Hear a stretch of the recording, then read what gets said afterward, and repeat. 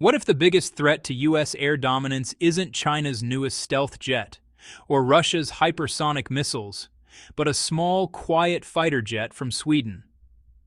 That question alone sounds wrong, almost ridiculous. When people think about air power, they picture massive machines, expensive, intimidating, covered in stealth coating, jets that look like they belong in a blockbuster movie. That's the mental image the F-35 was designed to own, and for years, that image worked. Now enter the Saab Gripen. It's smaller, lighter, cheaper. It doesn't scream superpower. It doesn't carry the political weight of American fifth-generation programs.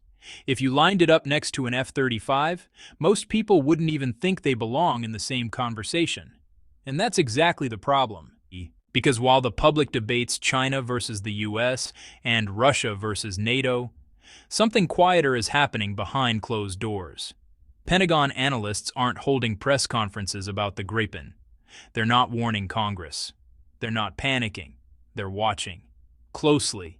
Not because the Gripen can out-dogfight American jets in some cinematic one-on-one duel. Not because it's stealthier. Not because it's faster. None of that. The concern is far more uncomfortable. The Gripen doesn't challenge the United States in the air.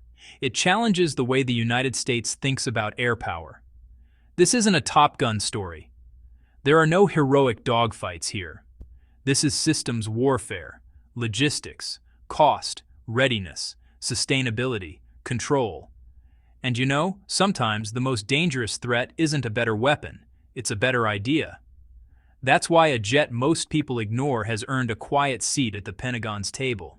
And once you understand why, you start to realize the scoreboard everyone's been watching might be the wrong one entirely. Let's clear something up right away, because this is where most people get it wrong. The Pentagon is not afraid that the Gripen can beat the F-35 in a straight fight. This isn't about which jet is faster. It's not about who has better stealth. It's not about kill ratios, radar cross-sections, or YouTube dogfight simulations. If that were the standard, the conversation would end immediately. The real concern sits much deeper than performance charts. To understand the Gripen, you first have to understand Sweden. Sweden never planned to dominate the world's skies. It planned to survive. For decades, Swedish defense planners worked under some brutal assumptions. A surprise attack was likely. Enemy forces would outnumber them. Major air bases would be among the first targets destroyed. And there was no guarantee that anyone would come to help in time. So Saab didn't design Gripen to look impressive on a runway. They designed it to keep flying when runways disappear. Gripen was built to operate from highways, actual public roads. A straight stretch of asphalt becomes an air base. No giant hangars, no long preparation chains. A small team can refuel, rearm, and send the jet back into the air in minutes. Compare that to the traditional United States model. American air power depends heavily on large, centralized bases. These bases require massive protection, constant resupply, and layers of infrastructure. They're powerful, but they're also obvious targets. If those hubs are hit, even the most advanced jets can be grounded. Gripen assumes that will happen.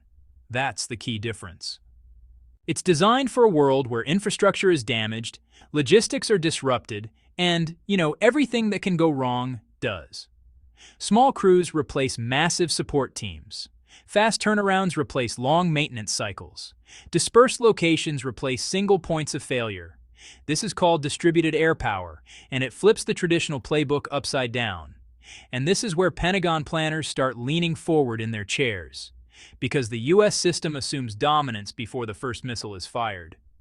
Gripen is designed for what comes after dominance is challenged. It's not flashy, it's not cinematic, but it's brutally practical. Gripen isn't just a jet. It's a survival doctrine turned into metal. Here's where the conversation gets uncomfortable. Not emotionally, mathematically. Modern fighter jets aren't just expensive to buy, they're expensive to exist. Every hour in the air burns money, fuel, maintenance, spare parts, software updates, specialized crews. Over time, those costs quietly decide who actually has air power and who just owns aircraft. This is where Gripen hits like a cold splash of water. Compared to most Western fighters, Gripen costs dramatically less to purchase. But the real shock comes after the sale. Its operating cost per flight hour is a fraction of what heavy, ultra-complex jets demand. That difference changes everything. A jet that's cheaper to fly gets flown more. Pilots log more hours. Training is continuous instead of rationed. Readiness stays high not just for a year, but for decades. Think of it like this. A supercar locked in a garage looks impressive. A reliable car driven every day wins races that last longer than one lap. The U.S. understands this reality very well. In fact, it's something American planners worry about constantly. Because history shows that pilot skill often outweighs pure hardware advantage. A well-trained pilot in a slightly inferior jet can defeat a superior aircraft flown by someone who rarely trains. And that leads to a dangerous narrative. Dangerous not for enemies, but for allies. Once countries start asking simple questions like, why are we paying this much? Do we really need this level of complexity? Is affordable air power enough for our defense needs? The foundation begins to crack. Gripen doesn't just compete on price. It competes on logic. It forces governments to justify every extra dollar, every added layer of complexity, every trade-off between prestige and practicality. And when air forces start thinking that way, the discussion shifts from what's the best jet to what's the smartest system. That shift is exactly what keeps planners awake at night. Because once affordability becomes a weapon, it doesn't stay neutral for long. And cost isn't the only place where simplicity starts winning. There's a brutal truth in modern warfare that rarely makes it into glossy brochures. A fighter jet on the ground is, well, useless. It doesn't matter how stealthy it is. It doesn't matter how advanced its sensors are. If it's grounded for maintenance, waiting on parts, or tied up in complex servicing cycles, it contributes nothing.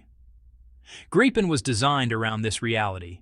Instead of chasing extreme thrust or headline-grabbing performance, its engine and maintenance philosophy focuses on reliability, fast servicing, and long intervals between major overhauls. The goal isn't to be the most impressive jet on paper, it's to be available, again and again, under pressure. Gripen can be serviced by small teams, often without specialized equipment. That means fewer spare parts, shorter downtime, and more aircraft ready to fly at any given moment. Compare that to ultra-complex systems. High-performance jets demand precision maintenance, specialized tools, highly trained crews, software diagnostics, and when something breaks, and it always does, repairs can take time. In a prolonged conflict, that time becomes a liability. Modern wars don't reward elegance. They punish logistics. Missiles don't just target aircraft, they target supply chains, fuel depots, maintenance hubs, and spare part pipelines. The more complex the system, the more vulnerable it becomes once those links are stressed. Gripen accepts a simple rule. Prestige doesn't win wars, availability does. A less impressive jet that can fly today, tomorrow, and the day after controls more airspace than a superior aircraft that spends half its time grounded.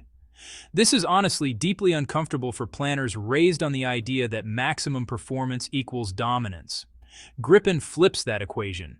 It proves that simplicity, when designed intelligently, can outperform complexity over time.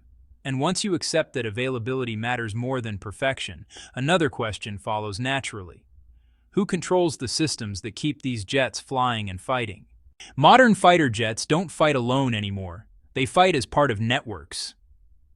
Sensors talk to other aircraft. Jets share data with ground stations, ships, satellites, and command centers.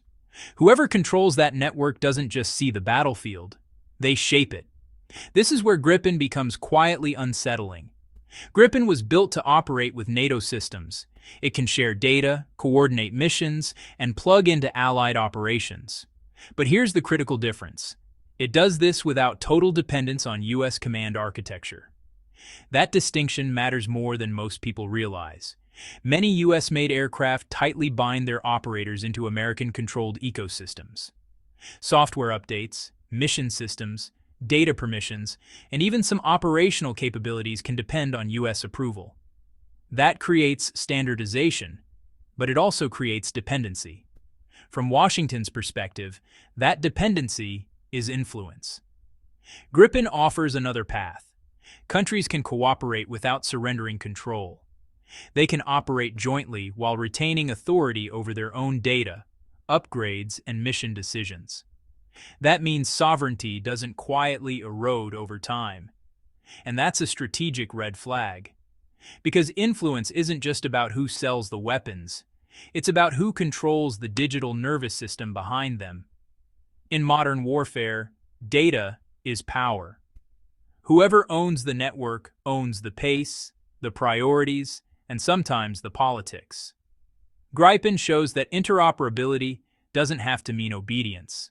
And once that idea proves viable, it becomes attractive, especially to countries that want strong alliances without permanent technological dependence.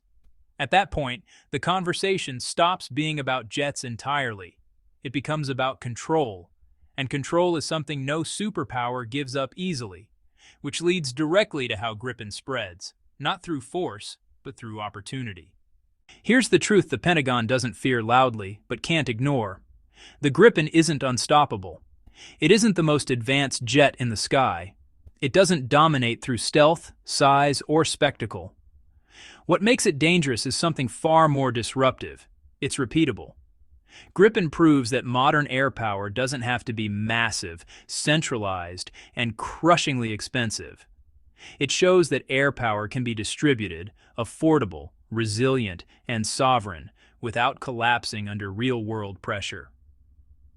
That idea is far more threatening than any single aircraft, because once countries realize they can defend their airspace without tying themselves to massive budgets, foreign software control, and fragile logistics chains, the entire balance of influence begins to shift. Dominance no longer belongs automatically to whoever builds the most expensive jet. It belongs to whoever builds a system that survives first contact and keeps flying afterward. That's the uncomfortable lesson Gripen delivers. Not through aggression, not through intimidation, but through smart design, realistic doctrine, and independence of thought. And that's why planners keep watching Sweden's quiet fighter jet. Because sometimes, the most dangerous weapon on the battlefield isn't a missile, a radar, or a maneuver. It's a better way of thinking. If you enjoyed this breakdown, question the assumptions you're handed. Power isn't always loud, and the future of air dominance may belong to those who learn how to do more with less.